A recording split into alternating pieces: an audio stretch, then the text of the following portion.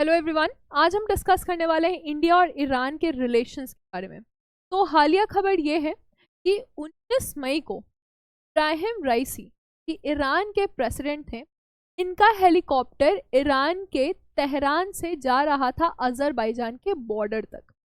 फिर क्या हुआ कि बॉर्डर में एक्चुअली ये जा रहे थे, आपको पता ही है कि दो पड़ोसी मुल्क, ज़्यादातर उनके रिलेशंस अच्छे नहीं। सिमिलरली ईरान और अजरबैजान का रिलेशन भी अच्छा नहीं, लेकिन इस बीच में यहाँ पे एक डैम बना था और ये डैम एक दोस्ती की पहल थी। जब ये डैम का अनावरण करने जा रहे थे, डैम का इनॉग्रेशन करने जा रहे थे, तो इनके साथ ईरान के विदेश मंत्री भी थे। एक्चुअली बात यह है कि हेलीकॉप्टर 1, 2, 3 हेलीकॉप्टर था।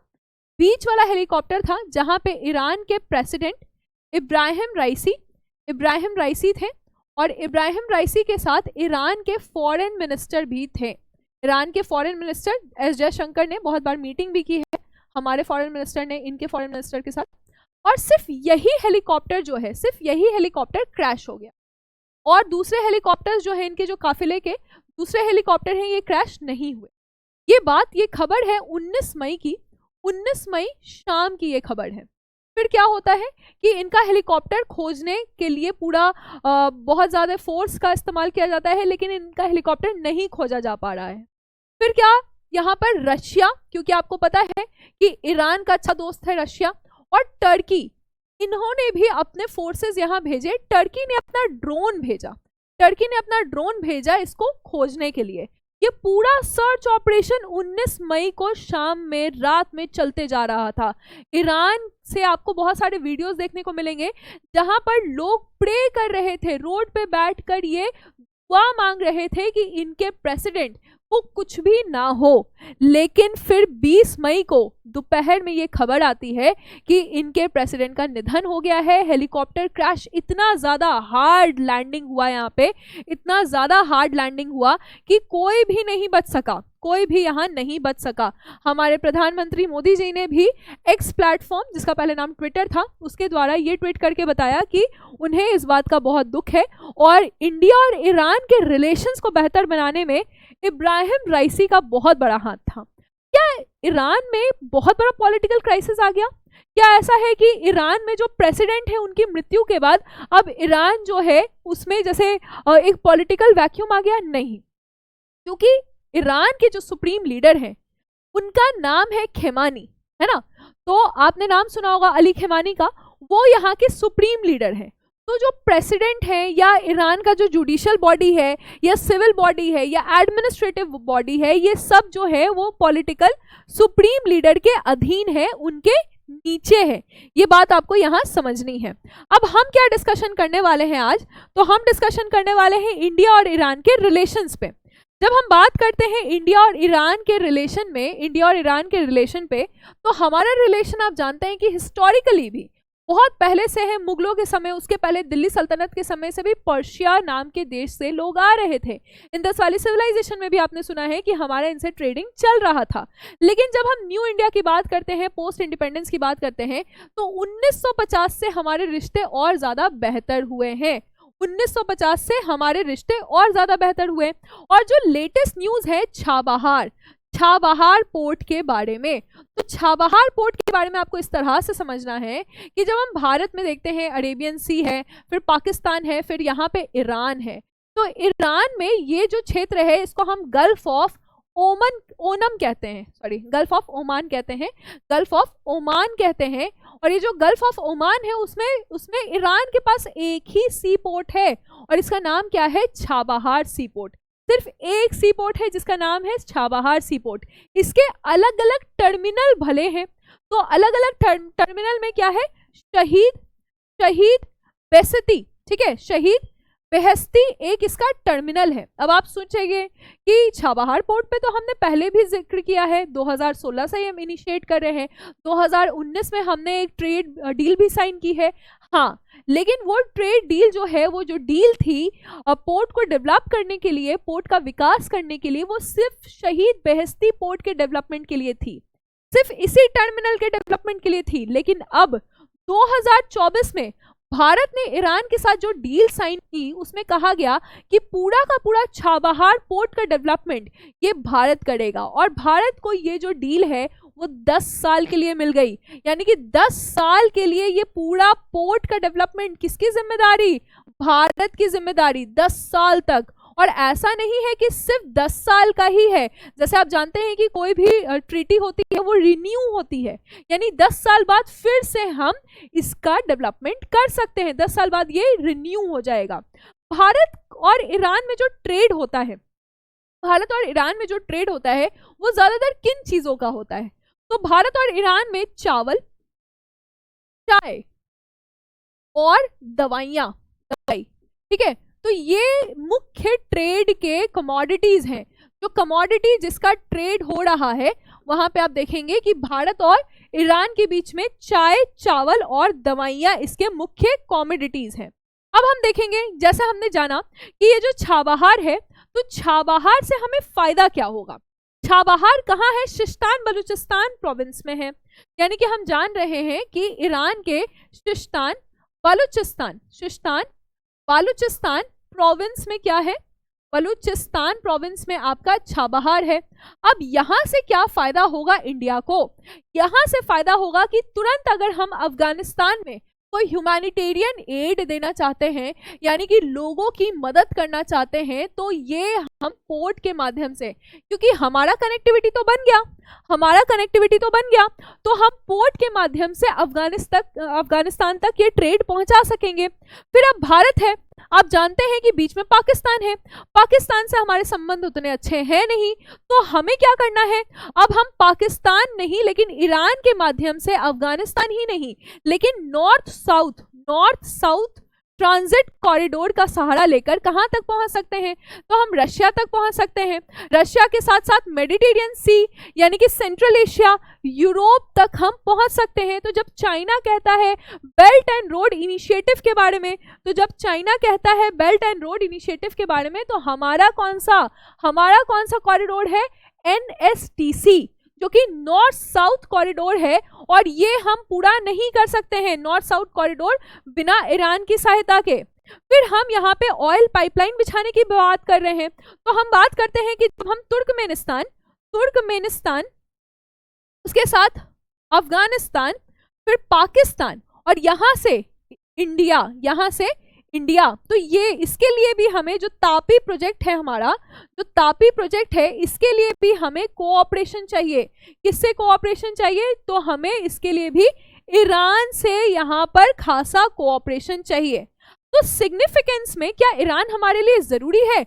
ईरान हमारे लिए सिग्निफिकेंस की बात होती है तो काफी जरूरी है। क्यों? तो सबसे पहले हमने जाना कि राजनीतिक कारण, जियो स्ट्रैटेजी यानी कि उसका जो लोकेशन है वो बहुत जरूरी है। उसके बाद हम जान रहे हैं नॉर्थ साउथ ट्रांजिट कॉरिडोर यानी कि ट्रेड करने के लिए जरूरी है। अगर हम एक ऑल्टरनेटिव रूट निकालना चाहते हैं कहां तक पहुंचने का? रशिया तक पहुंचने का या फिर सेंट्रल एशिया तक पहुंचने का, तो यहां पर भी हमारे लिए ईरान बहुत ही महत्वपूर्ण है। उसके बाद हम ट्रेड और इकोनॉमिक्स की बात करते हैं। दोनों ही देशों को एक दूसरे से इकोनॉमिक बेनिफिट मिलेगा। कैसे मिलेगा? तो अभी जैसे एक हालिया खबर है कि रशिया से क्या होता है, एक ट्रेन आता है, एग्रो एक्सप्रेस इसका नाम है, और ये एग्रो एक्सप्रेस क्या होता है कि यहाँ से ये पहुंचता है ईरान, और ईरान से फिर शिप के माध्यम से ये मुंबई तक पहुंच जाता है। इस बीच में ये जो पूरा ट्रेड हुआ, इस बीच में दोनों ही देशों को, सिर्फ रशिया को ही नहीं लेकिन ईरान और भारत को भी इसका फायदा हुआ। अगर हम चाहते हैं कि हमें सुरक्षित रहना है तो टेररिज्म खत्म करना बहुत जरूरी है, और टेररिज्म शुरुआत कहां से है? तो पाकिस्तान और अफगानिस्तान देशों से। तो वहां पे अगर हम बात करना चाहते हैं या वहां हम कोई मदद पहुंचाना चाहते हैं, वहां के लोगों की सहायता करना चाहते हैं, तो उसके लिए भी ये पूरा ट्रांजिट कॉरिडोर बहुत जरूरी है। तो क्या हम एक अच्छा परफॉर्मेंस दे रहे हैं? क्या हमारा वैल्यूएशन बढ़ रहा है? तो वैल्यूएशन की जहां तक बात की जाए तो देखिए 90% तक हमारा ट्रेड बढ़ा नहीं है लेकिन डिक्लाइन किया है। तो भारत को एक्चुअली इस बात पे ध्यान रखना पड़ेगा कि हमारा ट्रेड डिक्लाइन किया है। मेन जो हमारा ट्रेड हो रहा है वो कितना हो रहा है? तो ये पहले 13.53 बिलियन यूएस डॉलर था। कब था ये? तो ये ज्यादा पहले नहीं, लेकिन 2018-19 में था। 2018-19 के बाद क्या होता है, तो यहाँ सैंक्शंस लग जाते हैं। यानी कि अमेरिका क्या कर रहा है, यूएसए सैंक्शंस लगा रहा है। जब यूएसए सैंक्शंस लगा रहा है कि नहीं, अगर तुम ईरान से डील किए तो हम तुमको अपने जो गुट बनाया हुआ है हमने, या जो ध्रुवीकरण हुआ है, पोलराइजेशन हुआ है, उससे हटा देंगे। तो इस कारण से बहुत सारे देशों ने ईरान से ट्रेड करना बंद कर दिया। हमने भी कम कर दिया, 1.5 बिलियन यूएस डॉलर तक का ट्रेड हम करने लगे ईरान से। तो ये जो तेल है सिर्फ इतना ही हम ले रहे थे ईरान से, लेकिन अब हम, भारत का जो डिप्लोमेटिक स्टैंड है, ये अभी का, ये जो डेटा है ये अभी का है, यानी कि ये इसके बाद का है, 2020-21 का है, ठीक है। लेकिन now India has change it's diplomatic stand. अब भारत कहता है कि चाहे कितना भी ध्रुवीकरण हो या गुट हो, हम उसका निरपेक्ष करेंगे, यानी कि हम किसी भी गुट में नहीं रहेंगे। जैसे पहले थे हम नॉन अलाइंड मूवमेंट, वैसे ही अभी रहेंगे। तो जो भी देश, चाहे हमें कोई लॉन्ड्रोमैट कहे, चाहे हमें बोले कि हमारे पैसों से टेररिज्म हो रहा है, पर ऐसा नहीं है। अगर भारत को अपने अर्थव्यवस्था के लिए तेल की जरूरत है, तो भले अमेरिका रशिया पे सैंक्शंस लगाए या ईरान पे सैंक्शंस लगाए, हम ईरान से तेल लेंगे। तो इसका जो इम्पैक्ट है उसको नहीं पड़ने देंगे।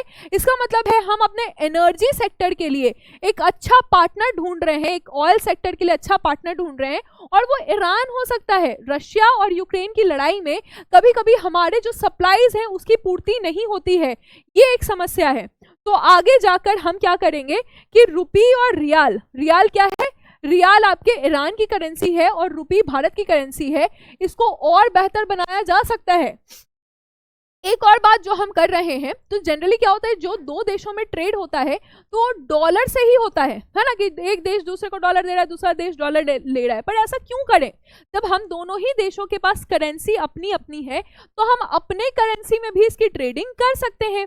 तो हम बात करेंगे किसके सेक्टर में, टेररिज्म खत्म करने के सेक्टर में।